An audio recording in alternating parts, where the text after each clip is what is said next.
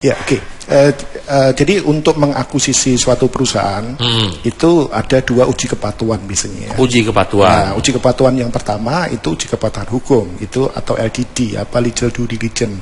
Jadi diuji ya mulai dari yang pertama legalitas perusahaannya ada masalah enggak.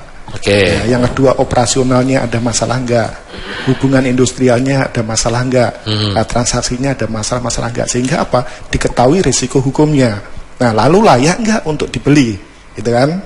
Kalau misalnya resiko hukumnya nggak bisa diselesaikan, berarti tidak layak untuk dibeli. Nah, terus yang kedua itu tentang FDD, financial due diligence. Jadi diuji juga keuangan. Jadi rasio-rasio keuangannya bagus apa tidak yang pertama. Yang kedua aspek perpajakannya masalah apa enggak. Nah, ketika itu juga ada resiko yang besar, berarti tidak layak dibeli. Terus yang ketiga adalah proyeksi. Jadi ketika perusahaan ini diselesaikan, misalnya masalahnya likuiditas saja, dia nggak punya uang untuk operasional, nah itu bisa selesai dengan mudah. Tapi kalau sudah kaitannya dengan solvabilitas atau kemampuan membayar hutang aja dia sudah nggak, sudah sampai tekor di bawah atau pilot, itu sudah nggak layak dibeli.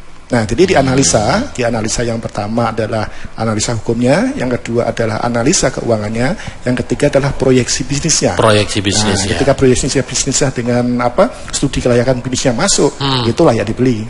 Nah, dibeli dengan cara diakuisisi, berarti perusahaan tetap going concern. Artinya apa? Perusahaan tetap jalan, ya karyawannya juga nggak nggak di PHK, ya, terus jalannya tetap jalan. Nah, ini berarti si investor ini bisa mengajukan proposal penyelesaian pada kurator kayaknya.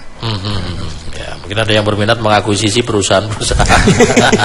Ya, nanti bisa gini Pak. Jadi misalnya ada perusahaan investor ya. Nah, nanti mau mengakuisisi, dia membutuhkan ini aspek hukumnya aman nggak? Ini aspek keuangannya aman nggak? Nah, bisa datang ke PPH Pradi. Iya, betul. Datang teman-teman, ada Mas Rian, ada Mas Pri, nanti tinggal konsultasi lebih lanjut terkait dengan perusahaan ini aman nggak, resikonya kecil nggak, atau resikonya cukup tinggi nggak kalau misalnya diambil alih. Ya, nanti juga ada yang namanya ini Pak, jadi legal development service, jadi layanan pengembangan hukum. Kita tahu kondisi existing dari resiko hukumnya, lalu penyembuhannya seperti apa sampai resikonya menjadi nol.